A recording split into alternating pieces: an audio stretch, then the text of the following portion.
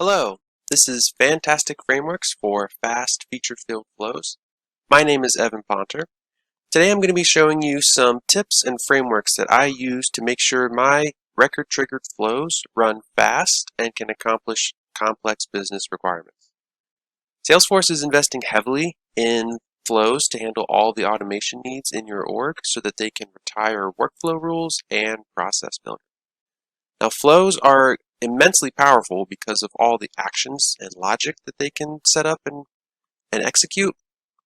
But with that power comes some responsibility to make sure that your flows are optimized for performance so that they're not processing more records than they need to or slowing down your system, giving people really long save times when they save a new record or edit an existing record. So today we're going to be talking all about record-triggered flows. There are no screens in any of today's examples. And to show you these frameworks, I'm going to be using a set of business requirements and step through some tips and tricks that I have for accomplishing those needs while making sure our flows run efficiently. Our first requirement is setting an opportunity naming convention. So every time an opportunity is created, we want to set the name value to the account name, followed by the close date, followed by the amount on that opportunity record. We want to do this automatically for all records so that they're all consistent. We can use a flow to do this. So we're going to set up a brand new record-triggered flow on the opportunity object. Don't have any flows set up for this org yet, so we're going to use the auto layout option here. And for our object, we're going to select opportunity. And we want this flow to run anytime a record is created or updated. And then we want to optimize this flow for fast field updates. This used to be called before save flows, and it tells you here this high performance flow runs before the record is saved to the database. Now what we use before save flows to accomplish is anytime we're updating the record that triggered the automation. We can eliminate some extra processing steps in Salesforce behind the scenes by using these flows that are optimized for fast field updates. The only catch is you can only update the triggering record. If that's the ultimate action that you have in mind, you want to always be using these fast field updates. Later we're going to talk through some examples of using flows optimized for actions and related records, which really covers everything else outside of updating the triggering record. So once we have that set up, for the entry conditions, this is really the first gate that you can set up to make sure that this flow only runs when it's absolutely necessary. We can help maintain some speed and performance in our org by only having flows run when they need to using these entry conditions. So if the entry conditions are not met, then this flow will not even launch at all, which saves a lot of time. So we need this flow to run anytime a opportunity is created, and the way we can check for that in our entry conditions is by making sure that the ID field is blank. So we'll set ID is null true.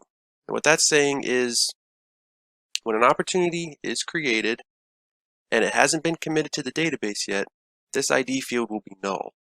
So we know that it's a brand new record. If it already had a value, then we would know this is an opportunity being updated. So we want the flow to run in that scenario. We also want that flow to run if any of the fields mentioned in our naming convention are updated.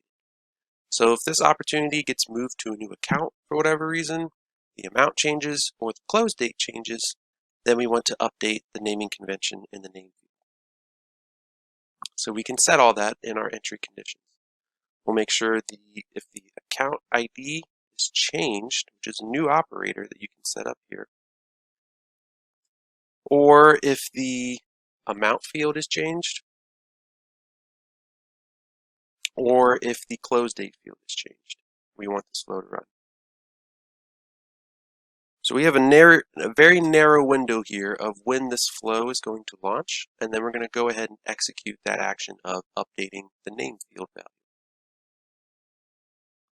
So to do that, once we click OK on our start conditions, we can add elements to our flow canvas from this plus sign in auto layout mode.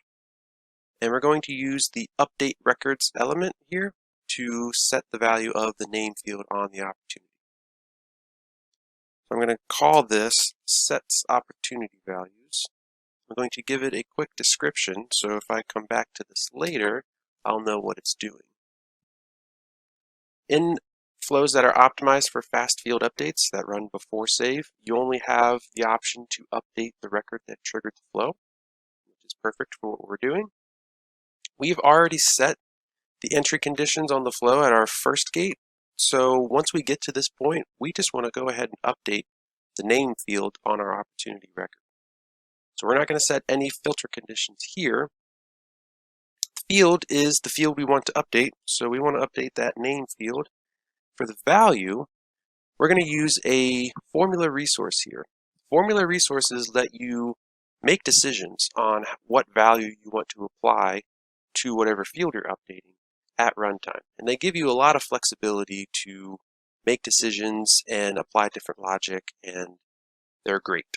So I'm going to set up a new resource here and use a formula to set the opportunity name value. This is going to be called name value.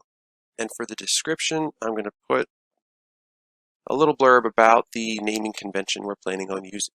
You can pull this stuff right from your business requirements. For data type, I'm going to use text. I've actually already written out this formula to make sure it would work for this demo. But very briefly, what we're doing here is we make sure that we have access to the pieces of information we need, and then we go ahead and merge in those values. A little handy tip is anytime you need to access values from the triggering record or its parents through master detail and lookup fields, you can do so right from the global variable resource here. So this is $record. You can traverse relationships. Any of the fields that have a little arrow, you can pull in fields from that related record. Pretty cool stuff. The one trick and tip that I have at this point is if you are traversing a relationship, you want to make sure there is a value there first before you try to get the value from that related record. So you'll notice I'm making sure that the account ID is not blank, and then I go ahead and pull in the $record.account.name in order to get the account name into the naming convention of this opportunity. I have the option here to apply an else statement. So if there is no account record specified on the opportunity, I can put in unknown account as a placeholder. Then I have my pipes like the business requirement said, and if I want to change the format of the close date so that it shows up as text, year-month-day, all I need to do is wrap that in a text function. The last thing I'm doing here is making sure we have an amount specified on this opportunity. Then I go ahead and put that final pipe delimiter, then a $sign for American currency, and then I go ahead and put in the amount value. And this logic is really just making sure we put in the commas in between the thousands place, and we put in a decimal point, and we have 2 digits for the cents. Point here is you can apply a lot of logic right in your formula resource that's setting the names. You don't need to make a bunch of decisions on your flow canvas. The simpler that your canvas is, the more efficient your flow is going to run. This is our entire flow. We have some entry conditions. We have a single update the record element here. We use some logic to set that value, but it's really well contained and is going to be very efficient as it runs for all opportunity records in our org every time one is created and every time one is edited, as long as it meets the entry conditions that we specified. We're going to go ahead and save this. I'm going to call this opportunity before save, so I know it's running optimized for fast field updates. In the description, I make a note of which fields I'm updating, so I can read through that before I even open the flow next time I need to update it. I'll save that. I will activate, and if I flip over to one of our opportunity records and I adjust the amount, we can make sure this thing works. So watch the opportunity name here. I'm going to change this to 15,000 and hit save. And our flow has applied our naming convention to this record. Pretty cool stuff. We demo for the business and they love it.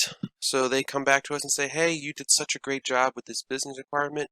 You know what? We have some other requests for you. Here are the final requirements. So they've made some additions here. So the second requirement they have is they want to help out their sales team. And sometimes they're creating opportunities on accounts that already have open opportunities, which is okay. They just want their salespeople to check to see if the products on that new opportunity can be delivered at the same time as the existing one. It'll really help out the operations team. So the requirement here is if an opportunity is created and the account already has an open opportunity, set the value of the next step field to this text here. Now, the ultimate goal here is to update the record that triggered automation. We are just looking for a new opportunity, and then we're going to go check to see if there's some existing records in the system, and then we're going to ultimately update a field on that triggering record. We can use our same before save flow from earlier. We're just going to make some adjustments so that it can solve for both business requirements. Here's our opportunity before save. It's already running every time an opportunity record is created because of this first entry condition. So there's nothing else we need to adjust on this step. But what we're going to do is we're going to look for that open opportunity that already exists on the account so that we can reference its values and set that next step field. Now, my second tip here is to always put in decisions before you do something like query for records so that it doesn't happen every single time an opportunity is created or edited. We really only want to check for this when there's a brand new opportunity that has an account specified. So we'll set up a decision to check for that. So this is going to be called decide if we need an open opportunity. For the first outcome, we're going to again use a formula resource to help us out here. Now, the reason I like to use a formula resource at this point is so that I can reuse that logic in other places, and I only need to maintain it in one spot. So I'm going to set up a new resource here. This is going to be a formula, and we're going to call it need to check for open opportunity. And what's happening here is I'm going to use a Boolean data type, which means it's true or it's false. And if I want to make sure this is a new opportunity, I can go ahead in a formula resource. I can use the isNew function, and then I can make sure that the account field is specified by making sure it's not blank. So not is blank. I will grab that account ID from the $ record a global variable. And this logic, if I ever need to make an update, is in one spot, and I can reuse this throughout my flow. So if I need to check for open opportunity, if that equals true, we're going to go ahead and execute that flow outcome. Otherwise, we're just going to continue with whatever else is set up in our flow. Underneath the open opportunity is needed outcome, we're going to add our get records query here so that we can go search for that open opportunity that already exists on the account. We're going to call this get open opportunity, give it a quick description, and the object we're searching for is an opportunity record that meets the following criteria. So it's got to be on the same account. So we want to make sure the account ID equals the same account from the triggering record. We want to make sure is closed is false, so we know it's an open opportunity. And then we're going to sort this by close date ascending. We only want the first record, and instead of automatically storing all fields, we're going to choose a field and assign the variables. Now we don't need the whole record. We really only need one piece of information from that open opportunity. And to make it so we can reference that piece of information safely, we're just going to store it in a separate variable. So we're going to pull in the ID from that open opportunity record, and we're going to store it in a brand new variable. We're going to call this open opportunity ID. We're going to give it a quick description so we know what it is next time we have to come look at this. And this is going to be text with no default value. It's not available for input or output. Once we have that ID stored in a variable, we can access it later in our flow. And if there are no records returned, we have the option here to set the specified variable to null. This is the only time we're using it, and it doesn't have a default value, so it's already null. Doesn't really matter if you check this, but you do have that option in other use cases if you need to set it to null when you don't find a record. Here's our get records.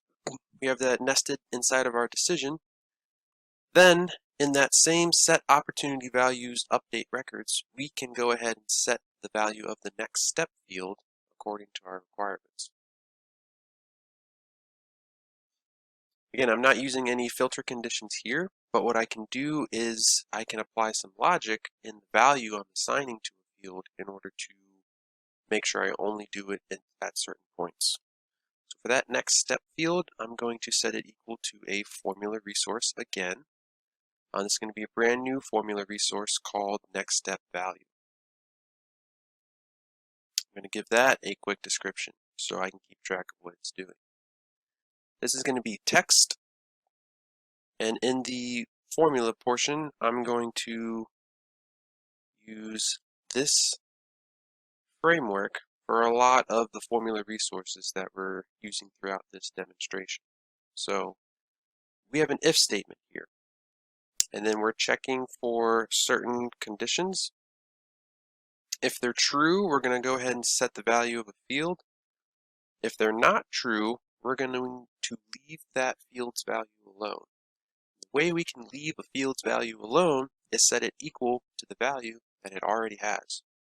So this is pulling in the next step value that's already on that opportunity record. And this little framework comes up over and over again if you need to conditionally update the value of a field in the same update records element that's updating other fields. And it allows you to isolate your logic on a field-by-field basis so that I can set my opportunity naming convention with separate conditions than me setting this next step field. So it's a pretty cool way to split things up in the same update records element. I'm reusing that need to check for open opportunity resource from earlier that we set up, that Boolean field. So if that is true and we have a value in that open opportunity ID variable that we got that we set with our get records element, then we're going to go ahead and apply the text to the next step field here. The other tip I have for you is if you need to set a URL to a record, there's this handy tip to pull out the base URL from the enterprise server URL, which is underneath of the API global variable.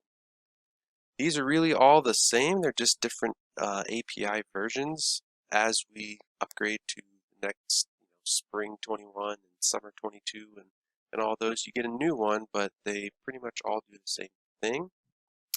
You can pull out the base URL with by finding where is the .com, and then after that we can put a slash and then our record ID in order to provide a link to a record.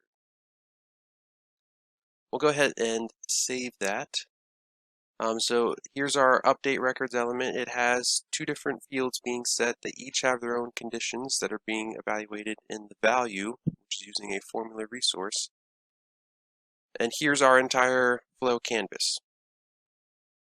And what's nice about this is we can control the order of execution, and we can protect the expensive processing to make sure it only happens in certain situations by making use of these decision elements. So as long as the entry conditions are met at the start, if we need to query for any unrelated information that we don't have access to from our global variable $record resource, we can decide if we need to go get it. Then if we do need to get it, we use a get records element to get that information. Otherwise, we just skip to the next step And the last thing we're doing here is updating values on the record that triggered the automation. We're going to go ahead and save this.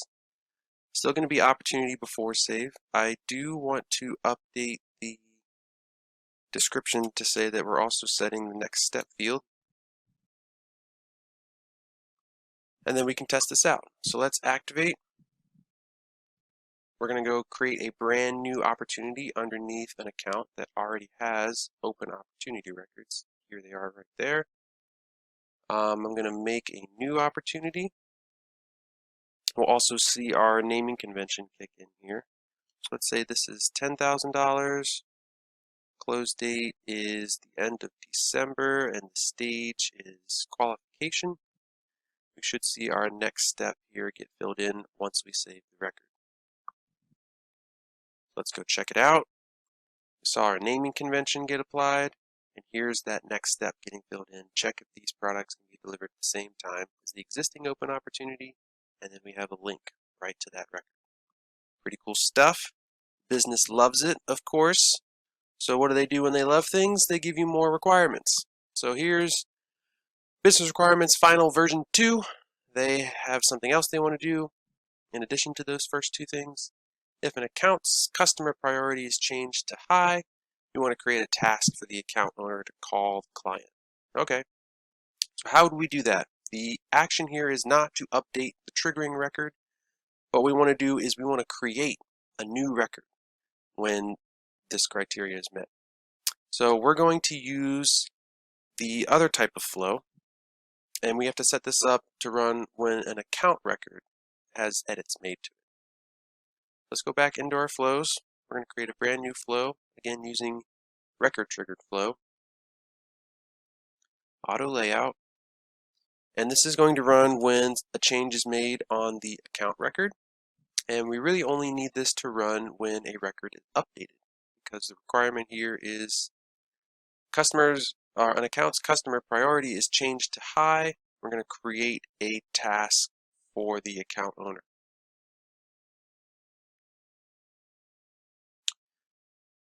Underneath the conditions, we're going to check to make sure that customer priority equals high.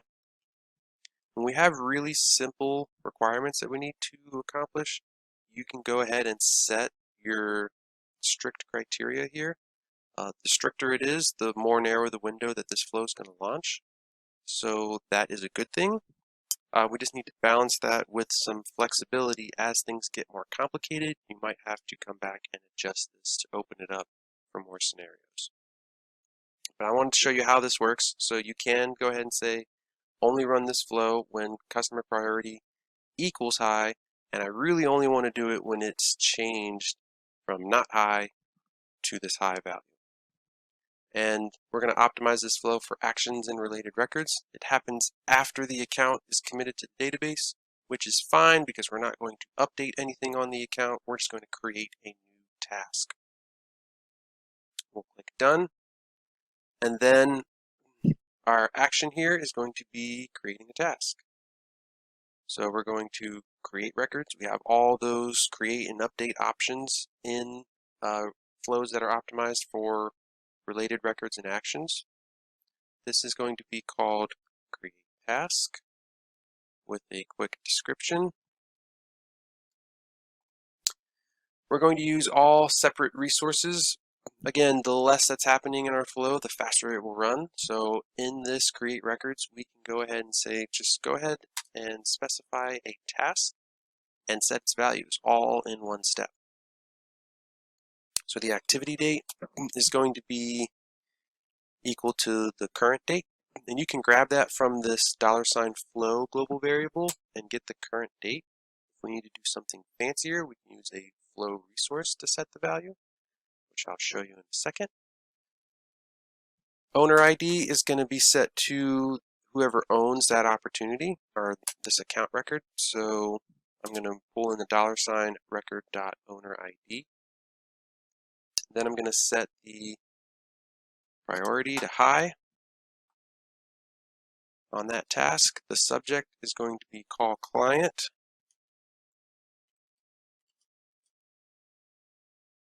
Then we're going to relate that task to the account by setting the what ID field. That's the related to field on a task record.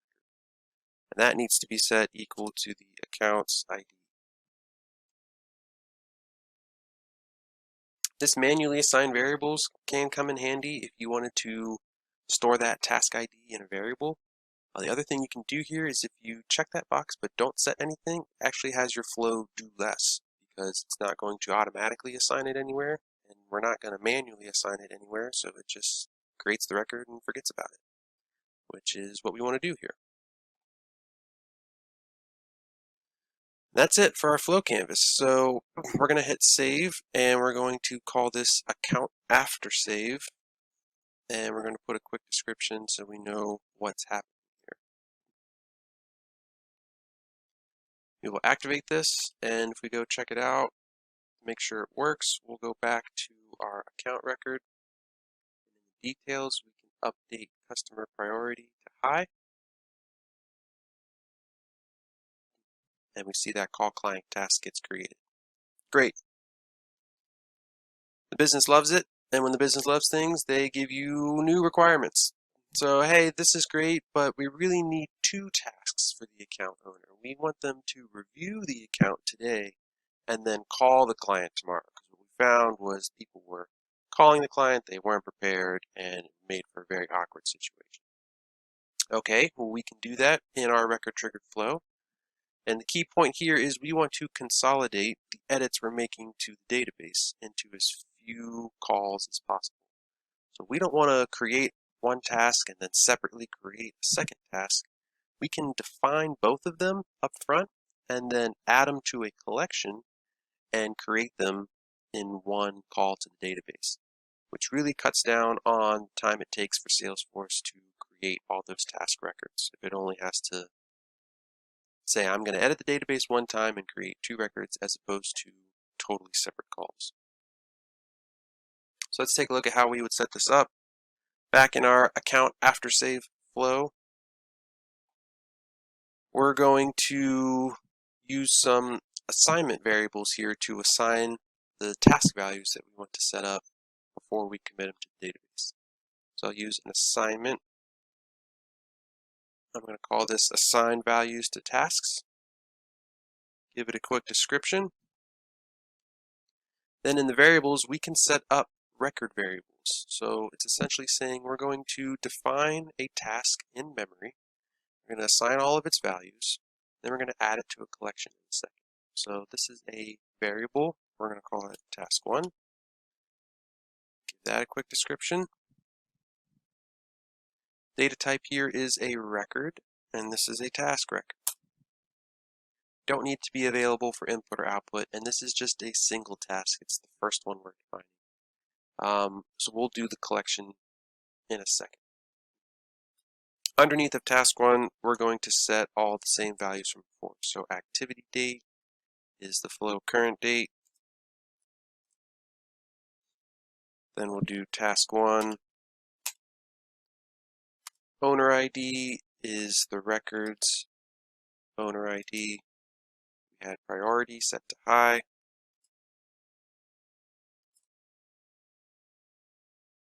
We had the subject.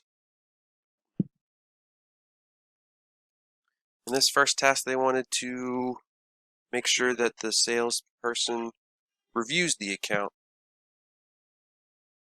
So we'll set that up. Review account.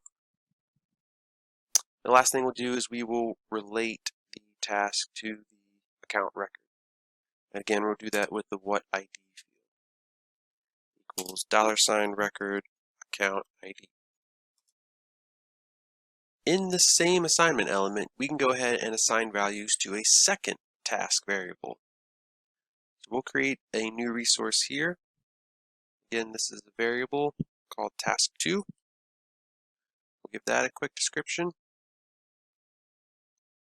The data type is a record, and we're going to use task as the object again. Again, this is just a single task. And then we can start assigning values to it. So the activity date is going to be not today, the current date, but we want to set it to tomorrow. So we can use a formula resource to set this value so that we have some more options. We're going to call this the task2 activity date value with a quick description. The data type here is a date, and for the formula we're going to use today plus 1 so that we get tomorrow's date. We can continue assigning values to that task, so we'll set the owner ID equal to the owner of the account record. We'll set priority to high.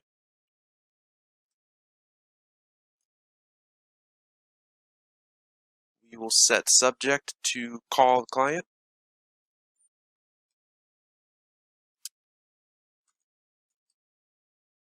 And the last thing we'll do is set the what ID, that related to field, so that we can relate the task to the account record.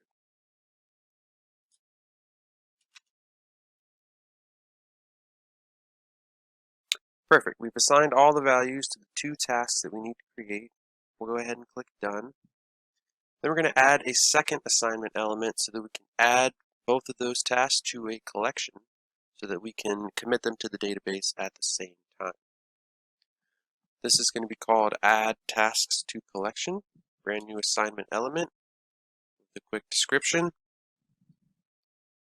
And here we're going to set up a new variable called Tasks to Create, our new resource. And this one's going to be a collection variable. So the way we do that is, again, this is a record data type, but we're going to allow multiple values. That makes it a collection. And we're going to use tasks so that we can hold those two task records we defined. We'll click OK, and then we're going to add to that collection task number 1. Right behind it, we're going to do task to create. We're going to add another record to it. Task number 2. Now again, all these things in orange are happening in your flow's memory. So it's like it's how flow processes things.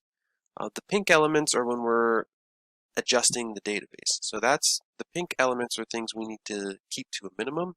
And that's where doing all this processing inside of the flow in memory is going to be more efficient than manipulating the database in multiple separate calls. So the last thing we need to do here is, instead of creating one task, we need to adjust this create records element so it's creating multiple tasks. So we'll update the description so we know what's happening. And instead of creating one record, we're going to create multiple. At that point, it's going to make you choose a record collection of records that you want to create. And we'll have our tasks to create record collection as an option. Perfect. So we will click Save and save that new version. We'll activate it. We'll come back to our account records and let's find a different one that is not already set to a high customer priority.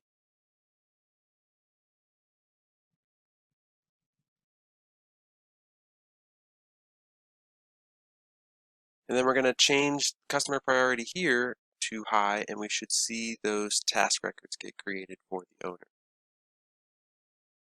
Perfect, and the dates are assigned the way we want them. Review the account first, and then call the client tomorrow.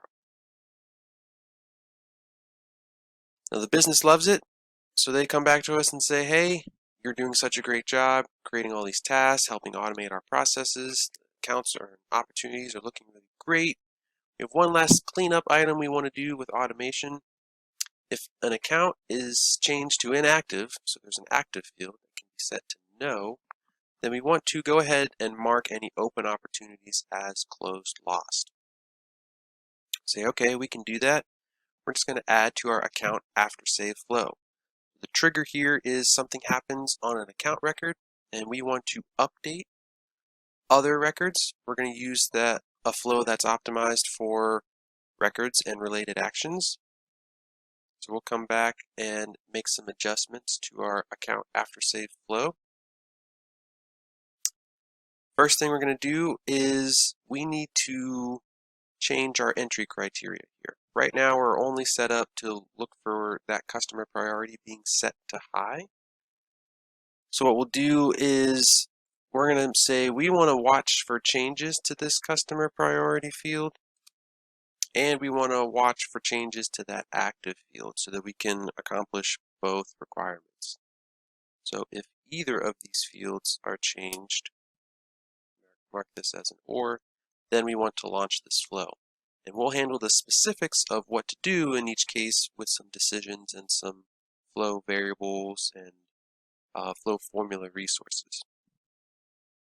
Again, this is a count. It's only when it's updated and we're watching for changes to customer priority or the active field. And then we're going to optimize it for actions and related records. What we'll do here is we're going to split up some of our existing logic into one path, and then we're going to add our new logic as a separate path. So we will add a decision to decide if tasks are needed, this branch that we already had set up. So we'll set up a decision here. The first outcome is going to be tasks are needed. And we're only going to do that when customer priority is set to high. So if we look at $record, that customer priority field, and it equals high, and the record has been changed so that it now meets that criteria, we're going to run this outcome. Otherwise, we're just going to continue with the rest of the flow.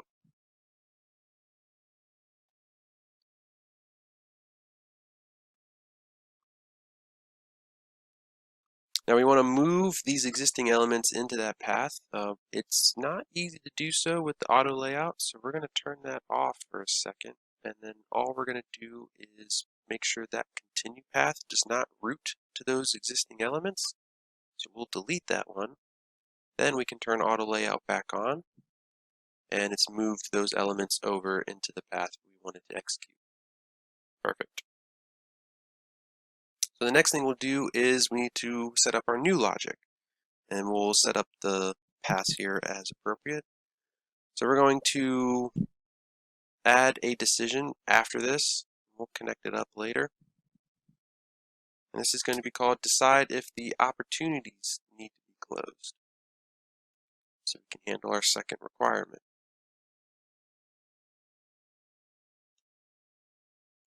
With a quick description. And the criteria here is when the record active is changed to no. The way you can do that is say it equals no now, and the record was updated to now meet the condition requirements. And again, for the default, we'll just continue with the processing. So here's our second decision, and inside of that branch, we can go ahead and apply the updates we need to right to the database. A trick you can do when you can query for records and set their values at the same time is go ahead and use an update records element. Again, the less you do in your flow canvas, the more efficient things are going to run as far as the pink elements. So what we'll do here is we're going to go ahead and update the opportunities that need to be updated. We can specify the conditions and identify the records and set their fields individually. We want to update some opportunities. We want to make sure they are related to our triggering record. So account ID equals record ID. Then we want to make sure that they are open. So we'll check to make sure that is closed is false. And all we need to do for the update is change the stage name. So the stage is now going to be closed lost. And what's happening here is this update records element is querying for the opportunities that meet this criteria, setting the value of a field and committing it to the database pretty much all in one step. And what this eliminates us having to do is set up a loop in order to loop through all the results that we found and set that field individually. So it's a really great way to help bulkify your actions a little bit and keep your flow canvas nice and simple. So we'll hit done here. We have everything we need. It's just not quite connected up right because we want to make sure this second condition could be executed if the first one is not met. So what we'll do here is we're going to connect this outcome to the next decision. So you click on it, you have this option to connect to element, and then we can say I want to connect up to this one. So here's our final flow canvas with everything connected up the way we want it to be. This first decision, we'll check to see if we need to create those tasks. If so, we'll go ahead and define them, add them to a collection, commit them to the database all at once. Then we'll route down to the second decision, where if we need to close all those open opportunities, we'll decide to do that. Go ahead and gather up those opportunities, set the new values, and commit them to the database all in one step here. And let's go ahead and activate this and see if it works.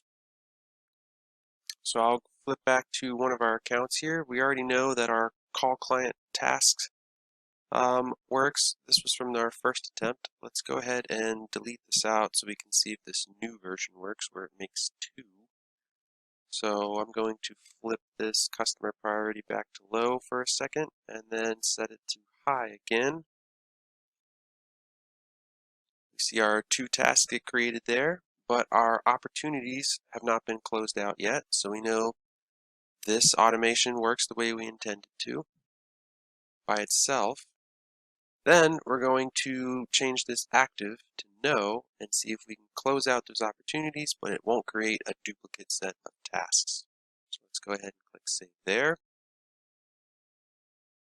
Then we will take a look at our opportunities. Those got updated to close lost. To recap what we've done here today, we were able to solve for all of these business requirements using record-triggered flows and making sure we've kept the logic condensed, consolidated, and optimized so that our flow can accomplish some great complexity without causing resources to spend a lot of time processing the automation that we're setting up. Here's our final opportunity before save flow.